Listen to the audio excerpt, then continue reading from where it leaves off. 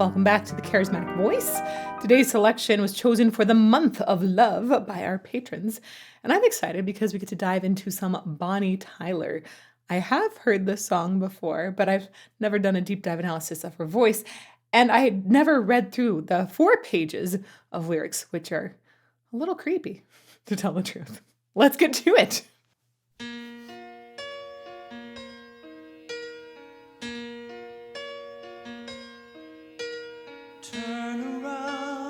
Every now and then I get a little bit lonely and you're never coming around. Turn around. Every now and then I get a little bit tired of listening to the sound of my tears. Turn around. Every now and then I get a little bit nervous that the best of all the years have gone by. Turn around. Every now and then I get a little bit terrified and then I see the look in your eyes. Turn around.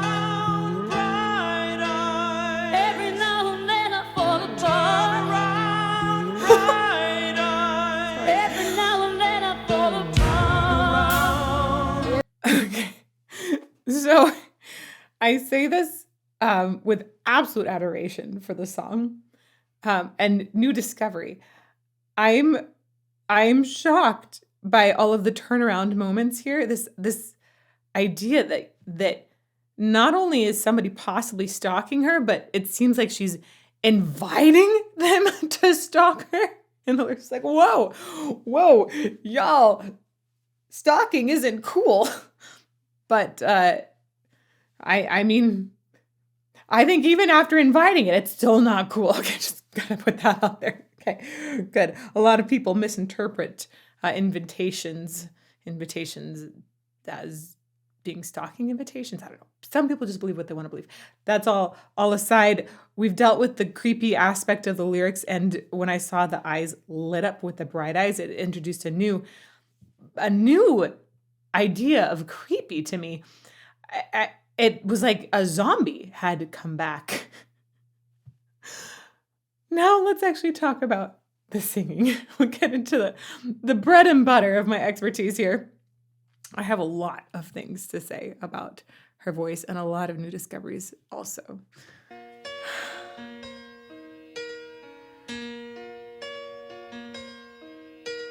Turn around. Every now and then I get a little bit lonely and you're never coming around. Turn around. Every now and then I get a little bit tired of listening to the sound of my tears. Turn around. Every now and then I get a little bit nervous that the best of all the years have gone by. Turn around.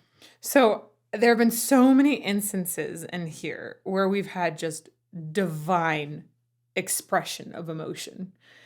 She uses not only dynamics and tone quality in her voice, but she uses her vibrato really well. She uses pitch really well to add to expression. Let's just talk about a few of these things in this section so far. Every now and then I get a little bit tired of listening to the sound of my tears. I love that phrase especially because you have a vibrato that happens on tired that sounds like it's shaky, like the person isn't able to necessarily hold themselves up anymore. I think it's just a really, really excellent expression of that word. And then additionally, there's the tears at the end, which she actually falls off on the way that when people cry, they tend to start high and then go low. Gosh, there were a couple other things in there. It's a great phrase. Coming around, turn around. Every now and then I get a little bit tired of listening to the sound of my tears. Yeah, one of the other things that's really amazing, that phrase, is the way that there's sort of pulsing a little bit tired. It like has these surges essentially that are happening. I like the way she leans into a little bit. And overall, it just has a transparency to the sound that feels all at once strong and vulnerable. Let's go back to the beginning one more time. I learned a couple new things before diving into this that I'm excited to relate to.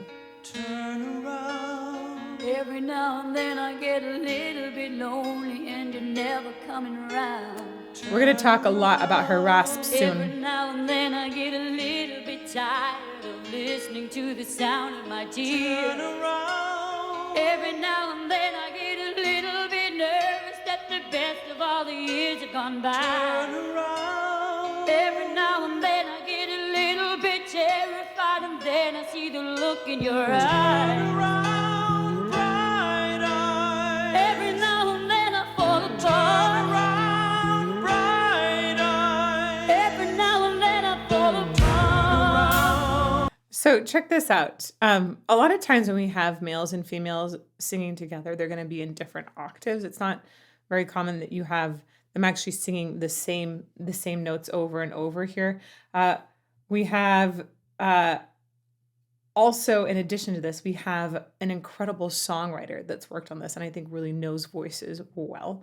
So I think it's important to notice that this has been written just perfectly for her voice. It sits low. It's got a lot of power and a lot of emotional expression, a lot of dramatism. What's the word? Dramatic. We'll change this phrasing so I can. I'd say there's a lot of drama available in her voice. It has dramatic qualities. There we go. And I think that she's perfectly paired up with this songwriter. This is Jim Steinman. Jim Steinman. I was thinking, where do I know that name? Where do I know that name? Turns out he also did a lot of work with Meatloaf. And suddenly all of these things start to click into place. Like even the style of the video that's come after the song, right? This feels like it could be Meatloaf. It really does, right? The songwriting and the huge epic quality of it, the long lines that are just begging for somebody to like take an emotional towel out and squeeze and it for all it's worth, right? That's this writing of Jim Steinman. It's so perfectly suited to Bonnie Tyler's voice and so perfectly suited to Meatloaf. I'm shocked. Like, wow, that works incredibly well. If you didn't know that before, I mean, this is just first time I'm discovering it. Some of y'all probably knew this for a long time. If you didn't know that before, I think it's going to entirely change how you see this song. Because I've heard this in passing, but it wasn't until I read that little bit that I went like, oh my gosh, I feel like this puzzle piece that it just fit everything together. Every now and then I get a little bit restless and I dream of something wise. Turn around. Every now and then I get a little bit helpless and I'm lying like a child in your arms. Turn around. Every now and then I get a little bit angry and I know I've got to get out and cry. Turn around. Every now and then I get a little bit terrified, but then I see the look in your eyes.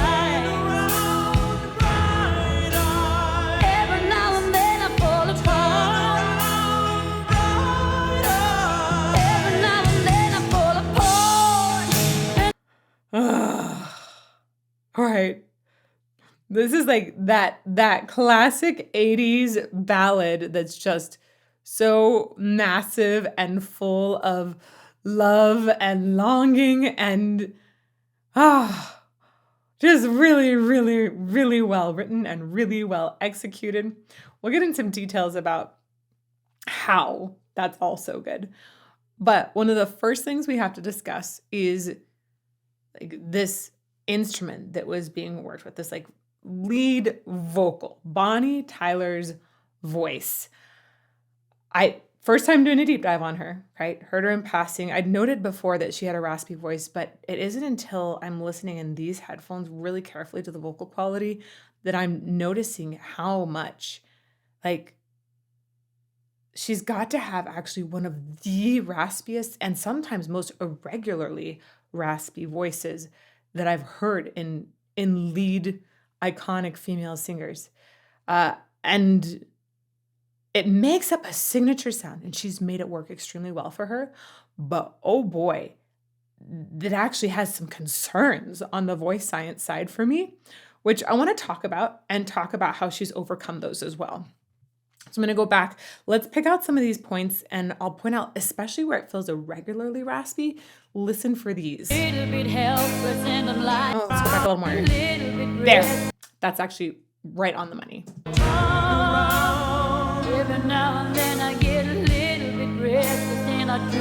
So sometimes she'll do this thing where she almost is leaning into a break between registers, and there is a gap in the sound where you really hear this extra air come through. That's not just a regular rasp. That's getting into something a little bit deeper. Let's keep going. Every now and then I get a little bit restless and I dream of something wild. Turn around. Every now and then I get a little bit helpless and I'm lying like a child in your arms. Turn around. Every now and then I get a little bit angry. Right there again. So that it frequently is happening when she's working with leaning into a lower register, almost like making a little cry in the sound. Every now and then I get a little bit angry and I know I've got to get out and cry. So if I were to hear this sound in just a fresh singer's voice, I would instantly be like taking nails, digging them into my seat and going, is everything okay? Because that's when I talk about having distortion in the sound, right? This is often, it's going to have to do with irregular colliding of tissue. When we have a really regular collision of tissue, like it goes wacka, wacka, wacka, if it's our true vocal folds, they're able to do this very, very quickly and in this like sort of incredible uniform way. And we get a nice, pure, clean note. When we start having irregularity in there, then we start to get things like some rasp in the sound. Sometimes there's going to be we're not going to have as clear of a pitch. And then we might get a little bit concerned about how that tissue is continuing to collide because it's irregular. Like, where's the pressure being released to, right? We have to be really careful with our vocal folds because they're pretty fussy, delicate tissues. And if they're colliding, like actually hitting each other, going wacka, wacka, wacka. In this case, this is hanging out lower, maybe around 300 times per second. That's a lot of times that they're connecting every second. And that can be a lot of pressure and a lot of potential damage done to tissue. Singing, again, is very delicate work. If we're talking about, you've heard me probably discuss on this channel before, using tissue that's above the true vocal folds for different types of collision. It's not the tissue that's up there, like your false vocal folds, you have your aryepiglottic folds, you also have things like arytenoid cartilages. There's a lot of different anatomy up there that can also collide, but it isn't going to be as regular. It doesn't create a regular waveform that our ears perceive as a pitch. Instead, it's irregular, and our ears perceive that often as noise. So here, we're actually getting essentially an entry of noise, or actually it's letting in more air, which creates a little bit of distortion in the sound. And this is done, in her case, I'm hearing it at the true vocal fold level. There's a reason for it. I get a little bit angry and I know I'll go back one more time. Every now and then I get a little bit angry and I know I've got to get out and cry. Turn around. Every now and then I get a little bit terrified, but then I see the look in your eyes. Every now and then I fall apart. Every now and then I fall apart. So now we're getting into the chorus here, which I actually want to take a look at as more of a victory rather than continuing to dig into the problem. So we're going to talk about the problem first and then talk about how she's overcome it. So she naturally had a more raspy voice, but I was reading some about her and what she's gone through as a singer. I think it's in around 1977. So she's in her mid-20s at this point. Was starting to get bigger, hadn't recorded this song yet.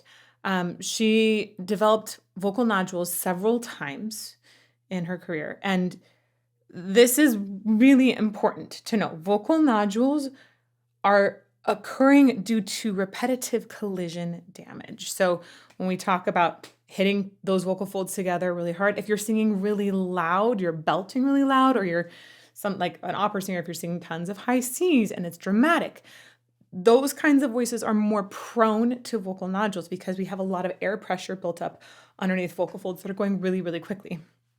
So basically, wacka, wacka, wacka, harder and faster. Yeah, you're more likely to have some damage from that. So it's very, very common for singers to develop vocal nodules. I would love for this to not be a stigma among singers.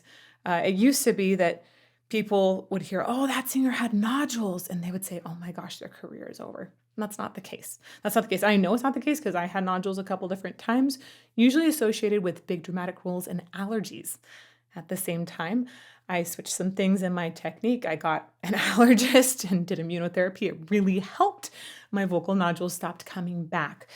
When you get vocal nodules, they're essentially like little calluses that have developed on the tissue, and they can be very soft or they can be very hard. Soft calluses go away with vocal rest. That means that the singer just needs to not sing for a little while. Sometimes you'll have things like steroid and anti-inflammatory to help somebody make it through something. In Bonnie Tyler's case, she'd had nodules come up several times in the past, but I think it was around 1977 that these vocal nodules that came up they would have been the harder type. So she had to have surgery to remove them. That's when we get kind of scared, right? The vocal folds are small. We don't like going in for surgery. And in the 70s, surgery is very different from what it is now, too. Okay, like Adele, I believe, had surgeries on her nodules and has had like a very fantastic outcome. It's very possible now to have surgery on nodules and have a very good outcome, not have anything career ending. But oopses were more likely to happen in the past. In Bonnie Tyler's case, she had those nodules removed, and then she did the thing that no singer is ever supposed to do, which was during this 6-week recovery process, she screamed. You're supposed to be on vocal rest. There's this fantastic interview with her where she talks about it, and it was having to do with forgetting strawberries that they were bringing to her brother in the hospital, but she screamed, and it made that 6-week recovery time become 6 months, and as a result, she didn't have as full of recovery, but had this extra huskiness. Now, some singers wouldn't be able to overcome that. For some singers, actually screaming during recovery process, she'd be done. Her career would be over. The thing that's fascinating to me is having read all this, and I'm thinking, wait a second, but she like wails in Total Eclipse of the Heart, which is recorded in 1983. This is so much later. I know this is a long aside, guys, but there's payoff here.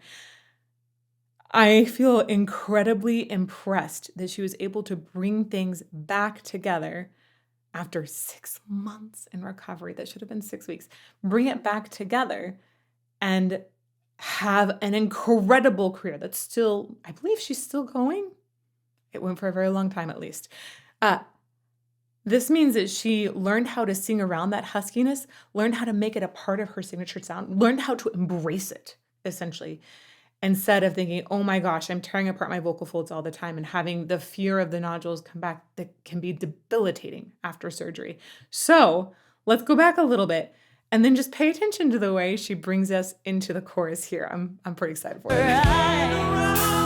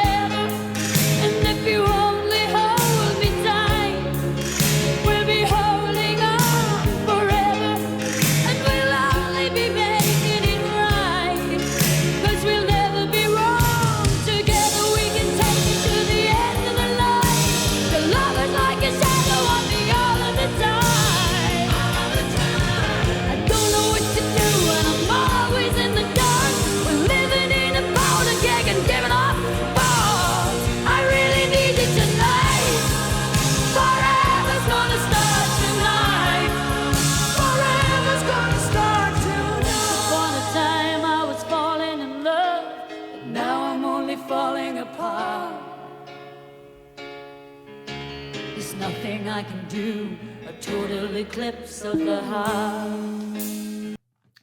I wanted to let that play for a long time because with this new knowledge about how her voice functions, and especially just getting to hear it in like a good set of cans for the first time, I want to pick out some parts in here where you can hear that huskiness coming in more and how that might actually be related to physics and vocal folds and just point out some ways that she's working around it.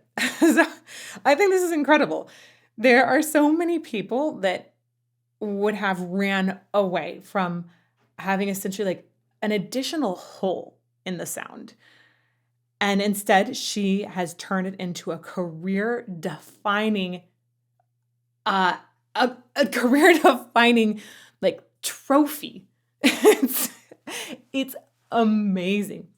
One of the things that having essentially like some scarring on the tissue would probably do makes the vocal fold more stiff.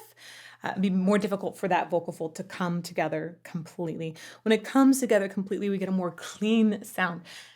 A lot of times when we think of really legendary belters, they have really clean belts and they can take that belt really high. Clean belts meaning vocal folds are coming together all the way. High meaning that the vocal folds go faster. If she's got scarring on the vocal folds or just some difficulty with the tissue, it doesn't, or even like a little bit of callus that's still there, it won't want to vibrate as quickly. It's going to be much harder for her voice to go higher. And when we hear her go higher and with more volume too, we tend to get a little bit more of that huskiness in it. This isn't the kind of distortion, by the way, that we've heard some people make it's going to be higher up in the vocal tract. This is really happening at the vocal fold level, but in like a strangely controlled way. So let's come back here a little bit and just pay attention to when we're hearing the most of that sound come through.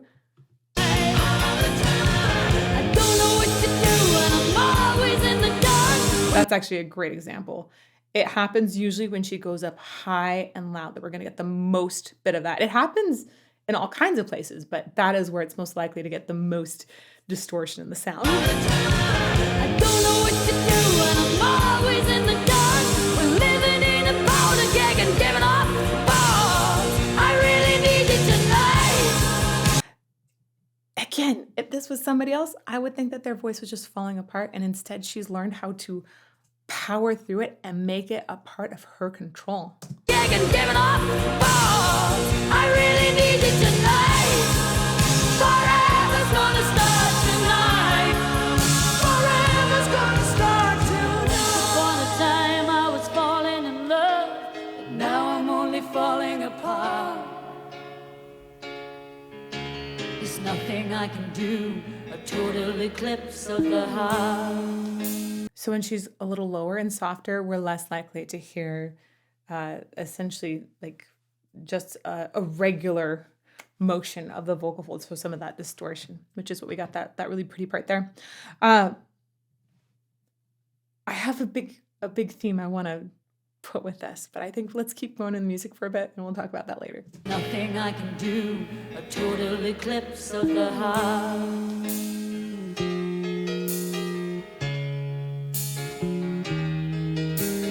Once upon a time there was light in my life, but now there's only love in the dark.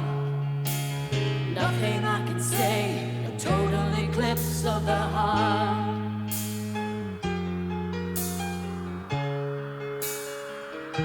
Such beautiful lyrics. That idea of a total eclipse of the heart.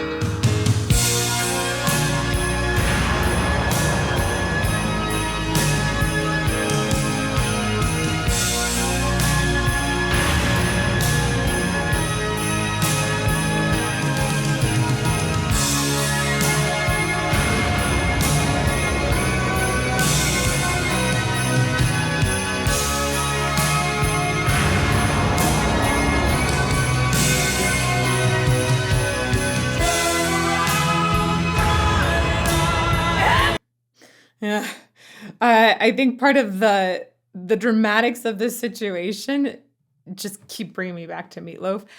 You have there's at times romantic lighting, at times super dramatic, like half lit kind of lighting, lots of slow-mo, of course, of course, again, really dramatic coloring as well.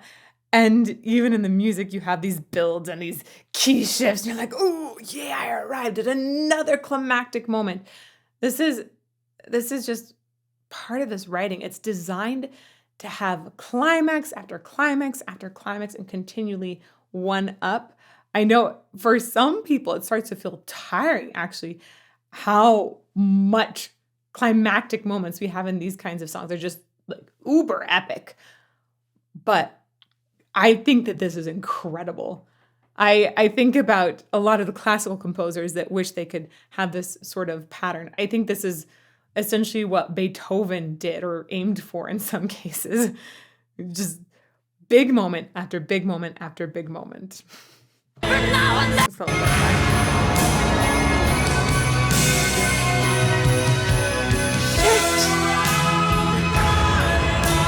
Every now and then I fall apart.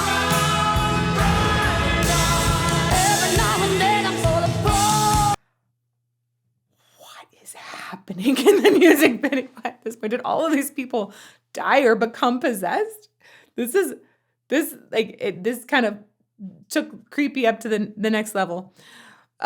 You notice, I think, especially now that when she's going high, you hear that extra distortion there, and the way she's essentially tamed it within reason for her needs.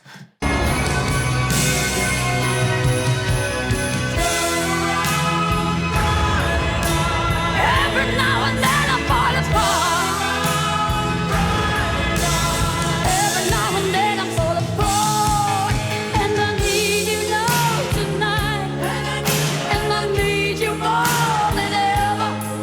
And if you hold me tight, we'll be holding on forever. When did they lose most of their clothes?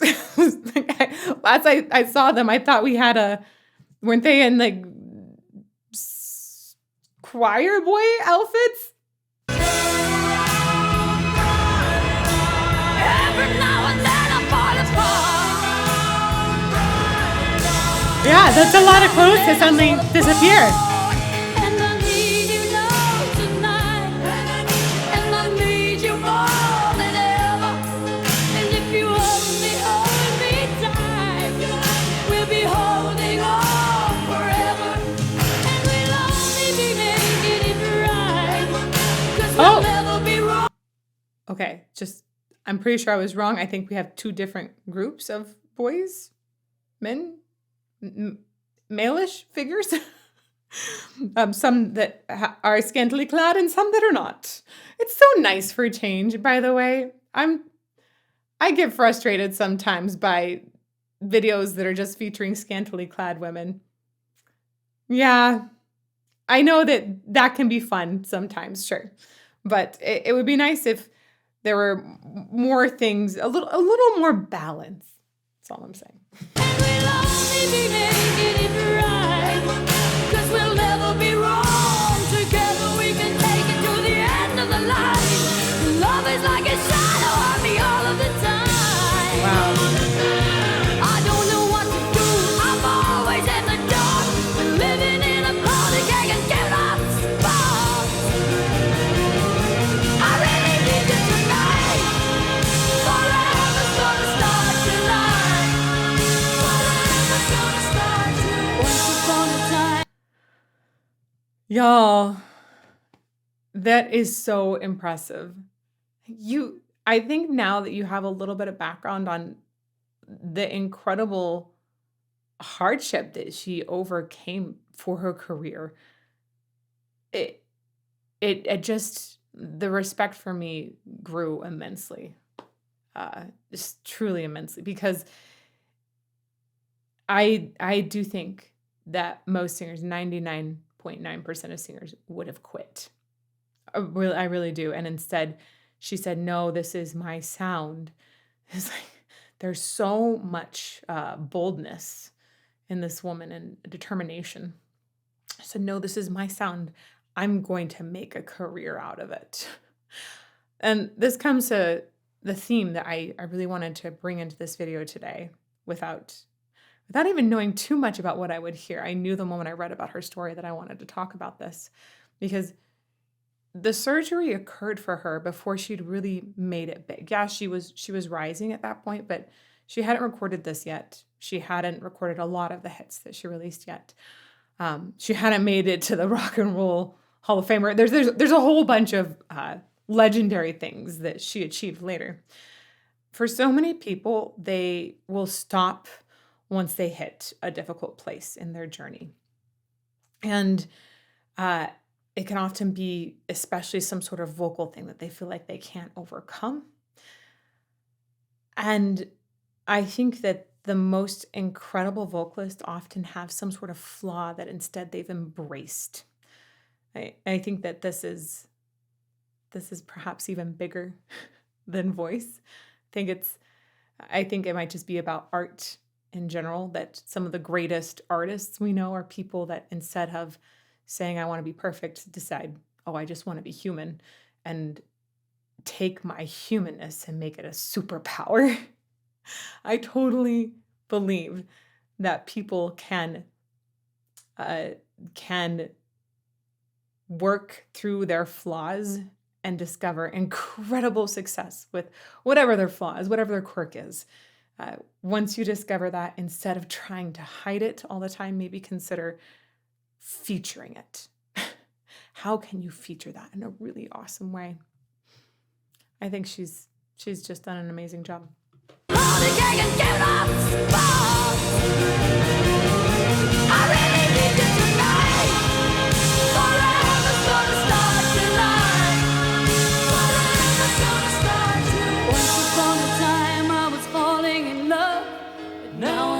Falling apart. Oh, that's beautiful. Nothing I can do, a total eclipse of the heart.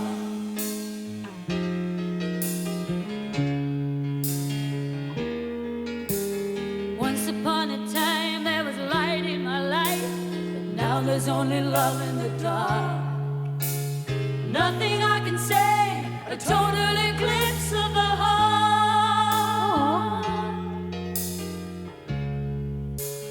Total eclipse of the heart.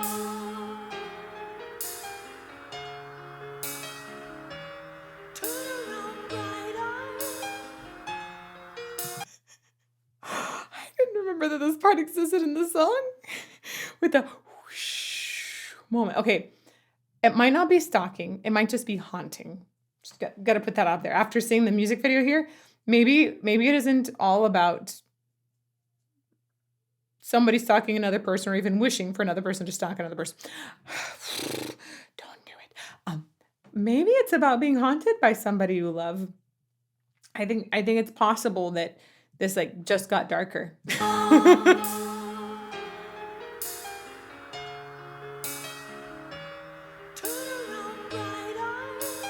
That's also a super creepy tone.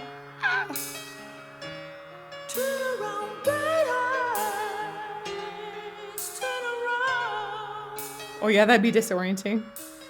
Yep. Congratulations, lady. I bet there's no way that our patrons could have known how much I would enjoy analyzing this. They're probably just thinking, oh, this is an incredible song. I will say a bunch of people wanted me to analyze a live version, but there was a much louder call for the studio version, and I'm glad I got to see the music video with it so I could compare those Meatloaf vibes. But I will link to the live version, which I'm going to check out right after this, just from my own listening. I'll link to that as well in the About section of our video today. And if you'd like to see some more analysis of patron choices, check out this playlist over here. May you fall more in love with music every day. Oh, and happy month of love.